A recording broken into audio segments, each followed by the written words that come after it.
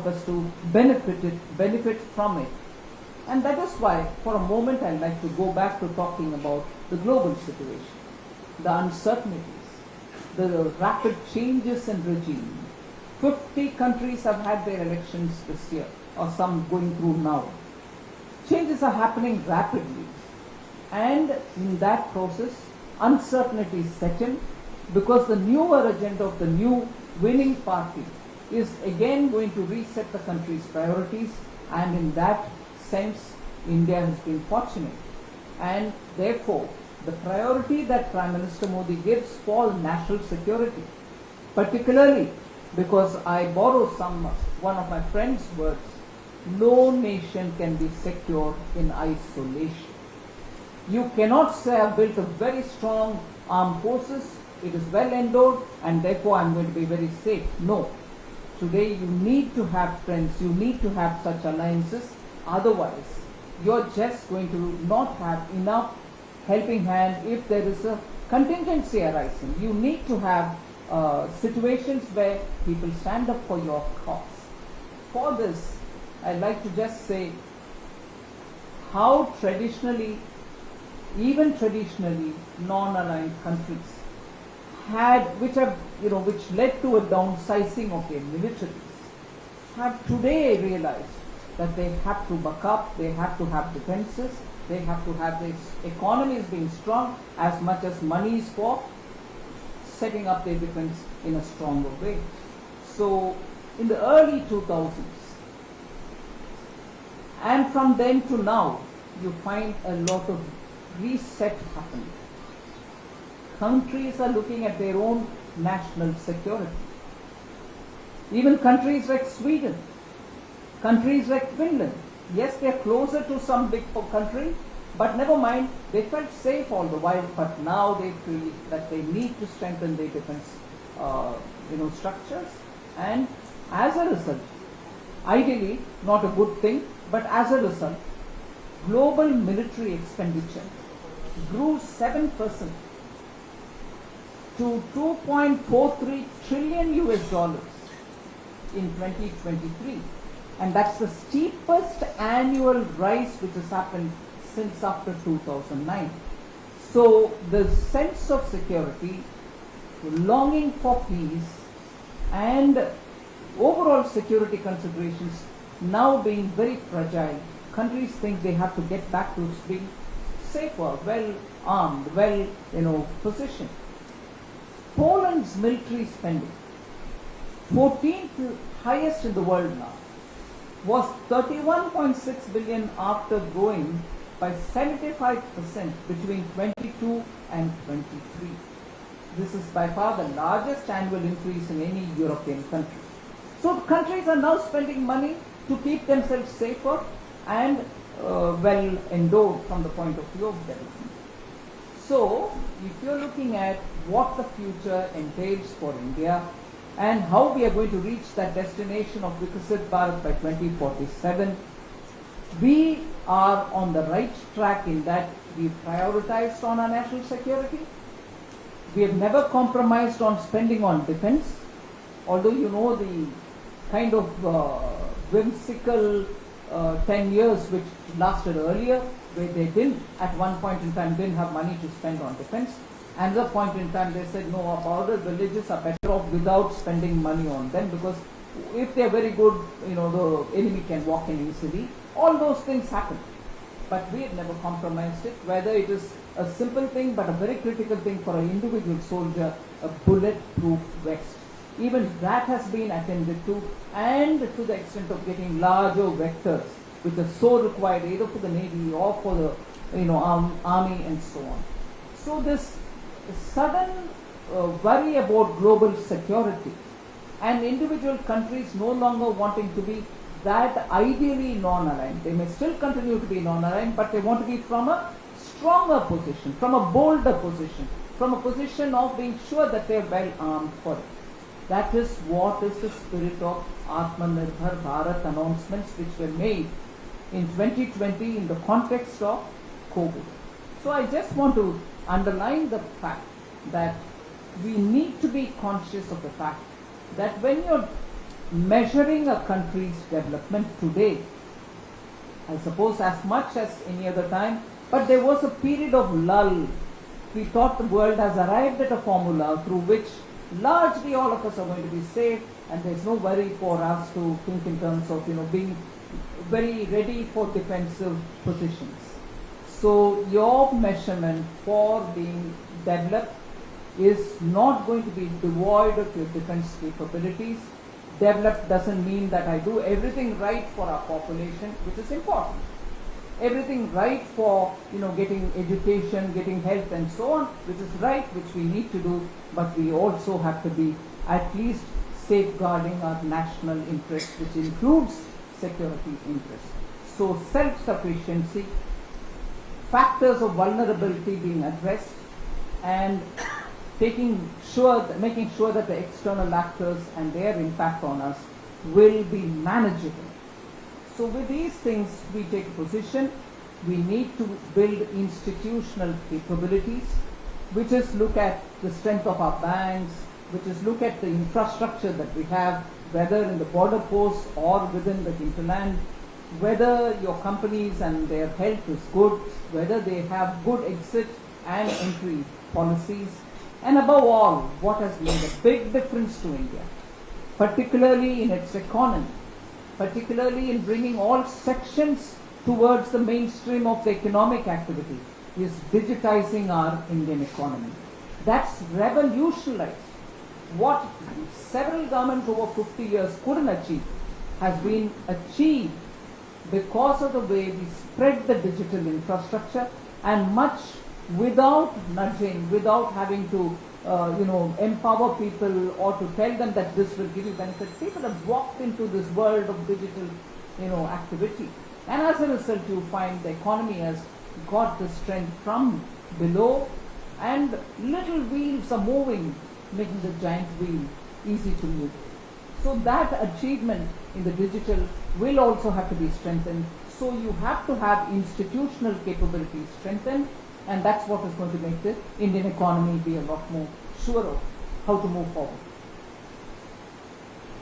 Again, the question of inclusivity. It is not just a norm or an ideal or in a country with disparity that has to take precedence over self-sufficiency or Atmanirbharta. It is important for very many other reasons as well, but it is important for every count. So you need to strengthen financial inclusion. You have to get more people on board so that they can benefit by the banking services and also see where they can acquire that little credit to run their businesses. Then you need to have targeted welfare delivery. I want to here take a little sensational position, and I'm sure many in this audience would question me saying, why do you want to say this? Because I've heard voices coming which are slightly different, saying, why is it that you still have to feed 80 crore people by taxing the middle class? I want to humbly submit.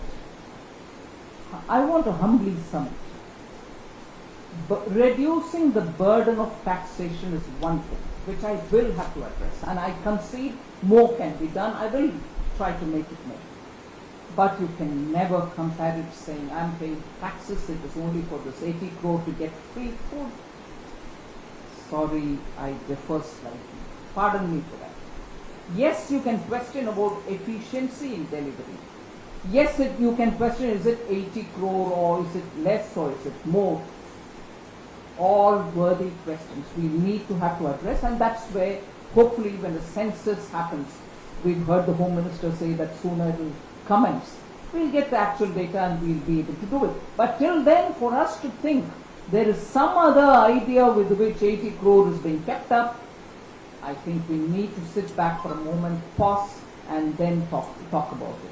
I've just taken this opportunity to bring that element in, but targeted welfare delivery, whether it is for medical, whether it is for health, whether it is for food, whether it is for children's education, whether it is for overall well-being of the family, we need to do targeted welfare delivery. And digitization, as I said, an economy needs to have more and more formalization. what sounded a bit of a sweet music in years when Anand said the number of people who are paying tax, it can be better. And it is not for want of earning, but probably it is in such a fashion that people come in it trickles, the income tax net will have to be widened. The tax net in general will have to be widened. We need to do that as well so that India has greater benefit of a vibrant society. And finally, the macroeconomic stability has got to be maintained. It is only because of that our FDI flows kept coming. And macroeconomic stability is the one which gives you the strength of your economy moving forward, even when very many developed countries are struggling.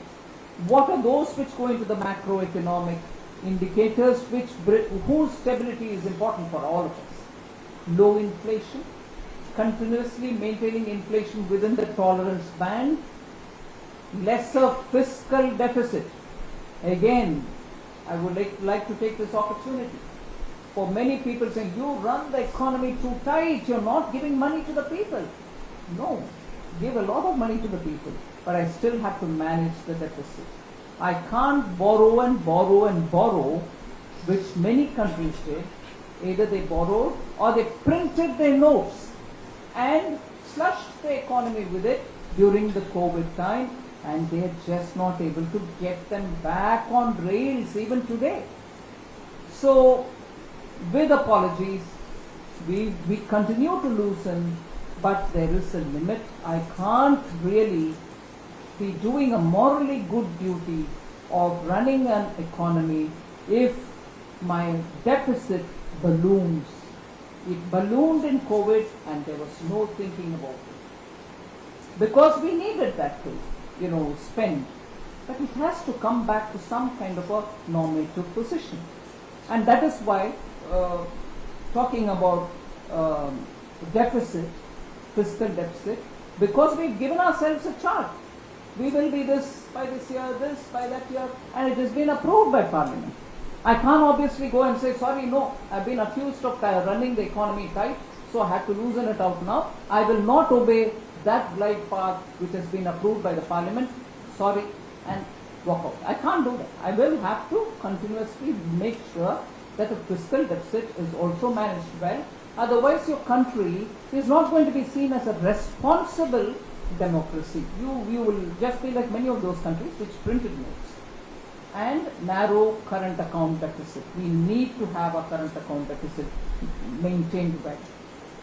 So in all this, I've specified the individual markers, but how all these can be managed is by continuously having your stress on investment.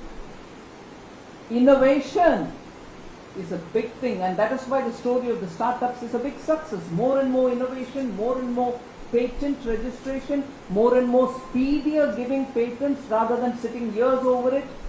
All this matters. So investment will have to continue, particularly in the capital building, asset building, and not on revenue expenditure. Innovation is what is going to make our economy far different from many others, because innovation creates a lot more ripple effect in the economy in terms of jobs, in terms of the cost of making things, in terms of those innovative ideas with which you're giving newer solutions to everything. Then I already spoke about inclusion. We need to have inclusivity in what we do, and infrastructure has to be developed. Finally, inclusiveness.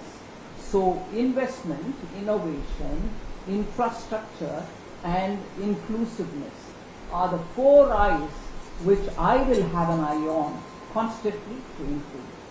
So there can be many other dimensions of those which question the economy, the external risks, and so on. And here I like to again touch upon a few things which we've done. For India to be Atmanirbhar is where we have underlined in the latest budget that we need to have good critical supply of critical minerals. The rates of customs duty have all been brought down. We need to be self-sufficient in producing a lot of things, inclusive of your storage battery capacity, your renewable energies, the capacity is increasing. We are also talking about energy security, and therefore we are coming up with Bharat small reactors, so that we can bring nuclear energy but in a smaller scale, and everywhere we are able to get energy supplies ready, and for which we need to have the right kind of minerals which we need. Duties have been cut so that these can come in, and we are able to do a lot more research and come up with products which will give us that energy security. Manufacturing will have to be diversified, more and more diversified, so that we have the strength that the economy derives from agriculture and allied products, derives from services, which is already contributing more than 50, in fact 60%. The middle is the one in which a lot of work has to happen, and that is manufacturing. We need to have manufacturing's contribution to our GDP increase, otherwise you are only dependent on a agriculture whose growth will have to be even more pumped up, but largely relying only on services. That alone cannot help us. We need to diversify. We'll be giving a lot of attention for it. You know, for the semiconductors, for the various PLIs, 13 sectors, I'm not getting into details of that, you all know about it, and I guess there will be an interaction as well, so you can ask me more questions on it. But the point that Anand was saying, I'd like to give you one or two more data there. India's demand for semiconductors is projected to grow fivefold to around $110 billion from the current $24 billion. It is that demand for which we need to have more semiconductor manufacturing happening in this country. And the 5 proposals which have come to this country in Assam, in Gujarat, and now Maharashtra is also making an attempt. 1.52 lakh crore investments in the 5 projects are likely to happen, which are all grounded. Electronics exports has quadrupled. In 2014, it was $7.6 billion. Today, it is $29.12 billion. Electronics export could not have happened if the policy was not an enabler. Similarly, smartphones has reached 76 times than what it was in 2014. 1,556 crore. Today it has touched 1.2 lakh crores. Mobile phone production increased 20 times, where it was somewhere in 18,000 crores in 2014-15, 18,900 crores. Today it is 4,10,000 crores of mobile phone productions in the country. So similarly, our defense exports have increased 30 times. It was just about 686 crore in 2014. It is 21,038 crores in 24. We have crossed even 1 lakh crore approximately. $12 billion of defense production has happened. So with all this, there's a lot of infrastructure investment which we want to spend on, and I will assume that many of this is already discussed a lot. I won't take more of your time. I'll give you time for the interaction. I just want to highlight, for a Sashakt Bharat, for a Surakshit Bharat, and a Bharat which has to become Vikasit by 2047, we need to be sure that domestic economic levels of our citizens will have to be improved. They have to be lifted from where they are today to a higher level. Better living standards, better economic, access to materials, opportunities, and so on. Because I would want to, just as I spoke about national security priorities of many countries which were neutral till recently, I want to highlight how some global funding organizations are continuously disturbing global peace, country by country. Just recall that Yugoslavia in 2000 saw the bulldozer revolution. You saw Georgia with the Rose Revolution in 2003. You saw Ukraine going through the Orange Revolution in 2004. You saw the Tulip Revolution in Kyrgyzstan in 2005. Then you saw the Velvet Revolution in Armenia in 2018. So, the reason why I'm bringing this into the context of economic well-being of our citizens will have to be enhanced. People will have to have better opportunities. They'll have to have their families moving on the economic ladder, is because prosperity unites, whereas poverty divides. Where there is continuous poverty, or where there are sections which are vulnerable because of the economic condition, you will have all these unsavory forces finding an anchor there, and in general disturb the economy. We need to have a Sashakta Bharat. We need to have empowered, economically empowered citizens, so that their opportunities improve and they build on hope. Yes, I had this 10 years ago, but I'm today here and I see hope to improve. We need that building on people's hope and delivering on it. Otherwise, you have forces which can happily breed on small discontents in some areas, slightly major discontent in some other areas, and there shall be instability. We need to look at Sashakta Bharat as well as aiming at a Samriddh Bharat. And in that, quickly, I want to highlight the 80 crore people, which I already said about Garib Kalyan Yojana. 10 crore women provided free of cost gas connections under the Ujjwala Yojana. 12 crore household toilets built under the Swachh Bharat Mission. 21 crore rural households electrified under Saubhagya scheme. 4 crore Pakka houses built for poor under the PM Awas Yojana, rural and urban. 12 crore households provided with tap water connection. 13,000 Jan Aushadhi Kendras, which are selling medicines, which if your monthly budget was somewhere like 1,500, today you can spend 600 or even lesser and get the very same medicines, but the generic ones, and that has helped a lot of low-income families to see that they get a relief. Nearly 1,900 medicines are covered in it. Some are life-saving medicines as well. And 300 surgical instruments are also available at discounted rates. So all this, together with 35 crore Ayushman Bharat cards and providing 10 crore families relief through that, and the recent announcement, we made sure that the rules were notified for all citizens above 70 years of age to be given medical insurance. And there we are not looking at poor, rich or middle class or not middle class. 70 and above get medical insurance. So all these are happening with a lot of emphasis on convergence across governments, state, center, collaboration between civil society and government, and competition. So right at the beginning I said, we look at outcomes. We are not saying I've given this much money, it will happen. We are giving money, we are also monitoring it.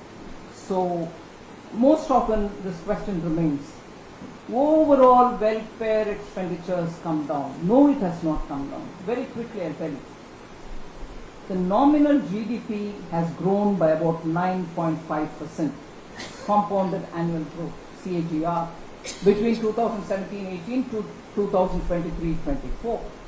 Overall welfare expenditure has grown at 12.8%, nominal GDP at 9.5%, whereas overall welfare expenditure has grown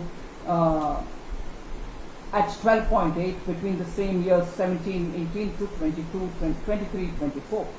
Expenditure on health has a CAGR of 15.8%. Overall nominal GDP growth is only 9.5%. and spending 15.8% on health for the same period. And expenditure on education has also grown at 9.4%, closer to the nominal GDP growth. So with all this, I just want to be concluding to say India is a non-aggressor nation. It has never aggressed on somebody else.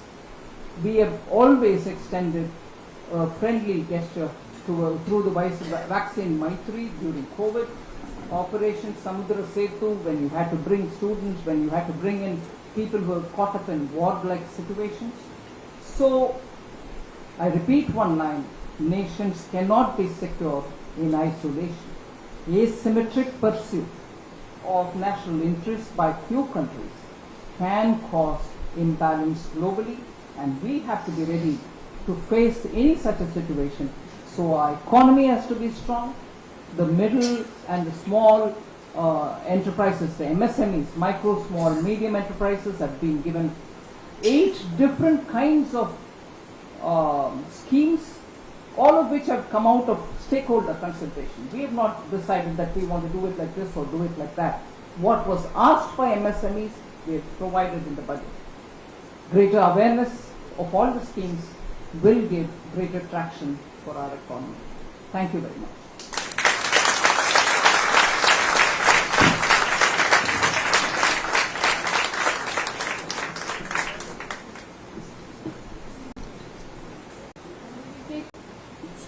Take a few questions. Okay, I have a question. I live in Pellayarkuppam village, 16 kilometers from Puducherry. 50 years ago, it was the highest. It had the highest suicide rates in the country. Now it's doing pretty well, and I also see that in the middle class level, like because of as Anand had earlier mentioned, the Sensex levels hitting the roof, people are doing very well. But we have a set of people who just continuously complain, and this is encouraged by some of the media. Can you do something concrete to counter it?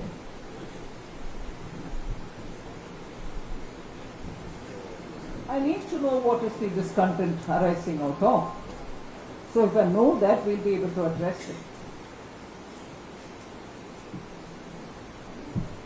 You can do it. Yes, sorry.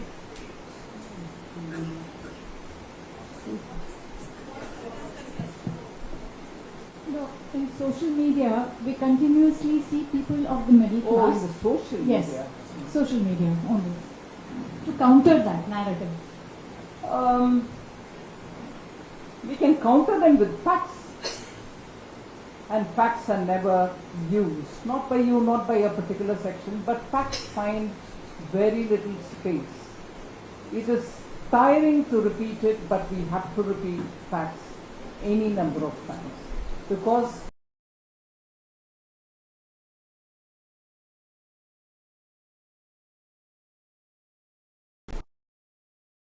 not accurate details, partial truths have acquired a lot of traction. It is that which has to be countered, and that can be countered only with facts.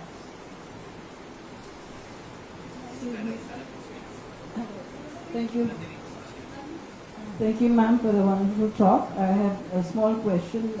Could you develop a little bit on the skilling for the particular class? I was told there's a lot of skilling required for the labor class and all that.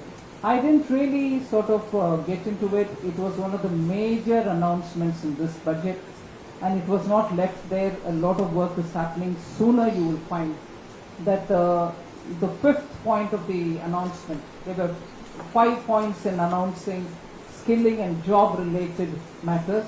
The 5th one is making sure those who were unemployable till now, exceptions were made, those who have passed out of IITs and all that were not included, but others will go through a 12-month internship in top 500 companies of India. Soon a portal will be launched. Anyone who wants to register in it can register, and within possibly 10 to 15 days they will be given the option of going for internship in one of the top 500 companies, mostly and ideally, I hope it works that way, within the state in which that young person is living. And on the day he or she gets assigned to one of the top 500 companies, they will be given 6,000 rupees in their hand on that very day. And 12 months he or she shall remain in that internship position, understand what are the various elements which are important for that particular company, get exposed to all these various departments within that company. If it is a manufacturing one, you'll know what are the kind of things that is making up for the manufacturing. Monthly you will be paid 5,000 rupees by Government of India. 6,000 when you join, 5,000 every month. At the end of the 12th month, you would have had an exposure to a company which is one of the top 500, post which you get a certificate saying you've gone through this intern, and by which time you would have had that exposure to that company and its various layers through which it manufactures what it produces, and therefore you probably will become better employable and stand a chance in the job market. So that is one of the schemes for which internship is the word that we use. There are skilling centers through the government ITIs which exist in every state, in which we shall invest in money so that they can have such equipments through which training and skilling in AI will happen for young people. So the new growing area is artificial intelligence. We do not know how many of our young people are ready with skills for it. They will be trained for that. Other than that, through the EPFO, Employees Provident Fund organization, where a company wants to recruit a few more people, the government will pay the employee share of Provident Fund and the employer's share of Provident Fund also, so that new people unhesitatingly can be taken up for recruitment by companies which need them. So there are many announcements in this budget about which I didn't take your time to explain.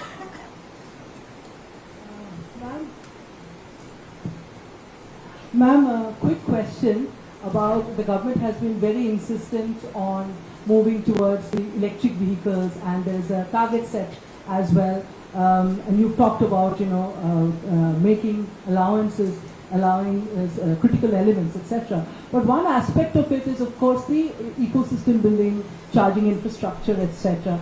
Can we expect significant announcements from the government coming? There's a lot of attention being given for EVs. We believe the future of public transport and personal transport will also depend on EVs. Policy support and also infrastructure is something which we are working on. So in continuation with artificial intelligence that you spoke, a lot of technology is coming from US. So are we also investing to build it from India so that the next generation technology comes from us through the research from India? So many startups can benefit from this. Of course that work is going on, and the Anusandhan Kosh, for which we've announced a lot of money as seed capital, is being used. The Department of Science and Technology is also working together with industries to see how, and NASSCOM is playing a big role, enabling role in this. Good afternoon, madam. First of all, let me thank you for accepting the invitation to come here and spare so much of time, of your valuable time here with us, explaining so many things about what the current administration and government is doing, all for our welfare, for our good, and for a Viksit Bharat, which is going to be probably, we're going to achieve it in 2047 under the leadership of our Honorable Prime Minister. Most of us think that by paying our income tax, we have done our duty to the nation. And we feel that now it's the duty of the nation to give us what we need. I think that as conscious citizens, we should do much more. And to achieve this dream of our Honorable Prime Minister, I seek your advice as to what we should do as conscious citizens to kind of achieve this dream even earlier if possible. Thank you. See, whilst I appreciate your question, I can also see, please sit down, I can also see why voices of pain are being put out, saying too much of tax, middle class is suffering. I quite recognize that. And as middle class, I know I may not agree with that one line you said, that if I pay my tax, I've done my duty.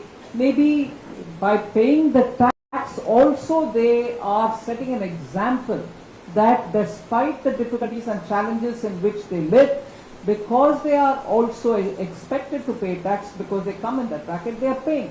So as an honest taxpayer, I respect them.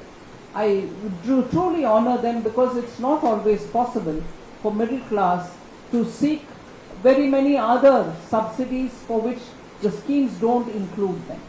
So I do understand the pain with which voices come out. We'll have to work for it. But equally, as you asked this question, there are ways in which all of us can contribute towards bettering our people in our immediate neighborhood, or by building a lot more. Nowadays, the tools in the digital world are all available for us.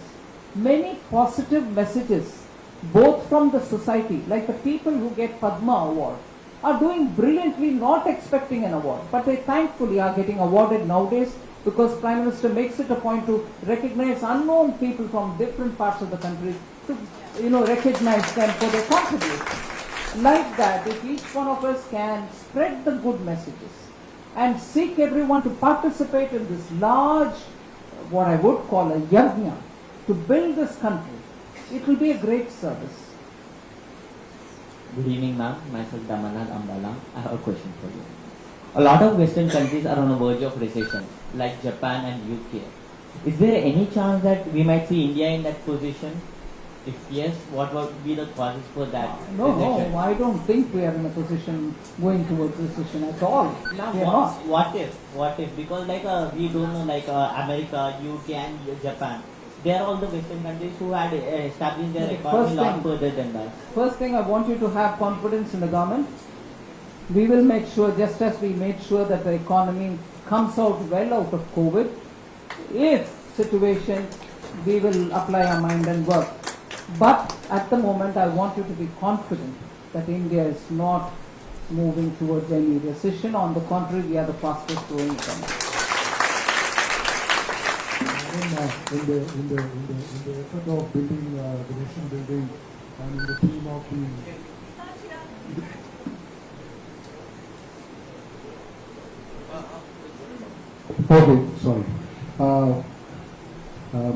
for the sake of nation building and also in the spirit of the title of the literature festival, Bharat Shakti, I remember in the parliament once this was read out, where they said that India, which Sri Aurobindo wrote, that India is sure, I'm not paraphrasing, I'm just giving you the gist, that India is sure to become a superpower in politics, in economics, in democracy, but in the process, it should not lose its spiritual heritage. And then he mentioned in the bottom, and that will surely not happen. I want to know, in the financial outlook, how much of focus and energy is put in the field of art and culture so that that can also thrive simultaneously with the well-being of the people. Well, we make sure that we are able to sustain all the artists. There are still a lot of them since COVID, whose voices are heard saying they still have borne the brunt of COVID. But otherwise, there is a lot of interest in Sahitya Academies. We also encourage the cultural richness of India through various festivals. I'll take the example of a Krishna Nadi based Telugu music which the Tourism and Culture Ministry launched last year. There is also another which is happening in the name of Kannada.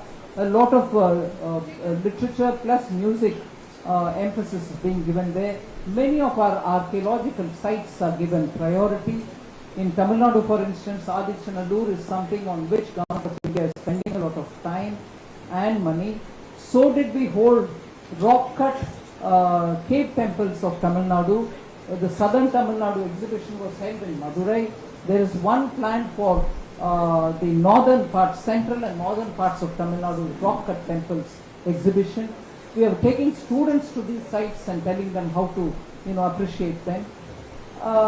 Yes, there are quite a lot, and I also must say it here, Prime Minister Modi has invested a lot of his own time and also the contacts that he talks with the Prime Ministers of different countries in restoring many of our artifacts, temple vigrahas and sculpture, which have been stolen from this country and taken out. They're all being brought back like never before, and that is because Prime Minister believes they are our assets. They have to come back to the country. So that is what it's doing. So we have to end the question and answer session now because that's what we've been advised. Alo, Director of Pondilit Fest, will now give her vote of thanks.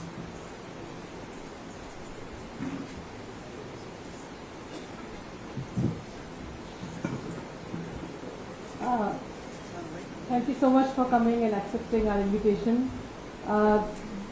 When I am ever told to speak or even understand the world of finance, I have this reflex that I do not know anything. But then I realized that actually I know the world of finance where probably this audience does not understand as much, and that is because of the work I do and the two ladies sitting there. I have been associated with a farm where the suicide rates were among the highest in India in the 1960s, and I document interventions for an NGO that believes in empowering through skill development. So by just what I have seen in the last 15-20 years, I can see the change in India, and I do not need to listen to the noise on social media created by the 2% who maybe rightfully demand that the income tax burden should be reduced. But when the lockdown was announced and when the free ration was announced, I ran to my sister and I said, if you're a red ration card holder, you're going to get free food. And so she reached out to all the workers who come to the farm. It's an ashram farm. And she said that. We had a girl from the dairy tell us, Amma, we are no red ration card holders in this village anymore. So that is a change I have seen on the ground. And that is a change that I have seen, I have experienced concretely. Similarly, when we intervene in the streets and slums of Puducherry, when we are the liaising unit that links a beneficiary to an ITI, and from a family of first generation schoolgoers, when they acquire a skill, and I ask them how many meals on the table before this happened and how many meals on the table after, I see the difference. So I am in no doubt whatsoever. Maybe I will not be able to talk to you about deficits and subsidies and incentives, but with my connection to the people on the ground, thankfully because of the work I have opted to do, I know this change in India, and for that I have to thank you and for the work you do. Thank you so much. Before I end, I would like to acknowledge two people. Without Vikram Sampath and Anand Ranganathan, we would not have, the platform of PLF would not have been graced with your presence. So I thank you from the bottom of my heart for facilitating this.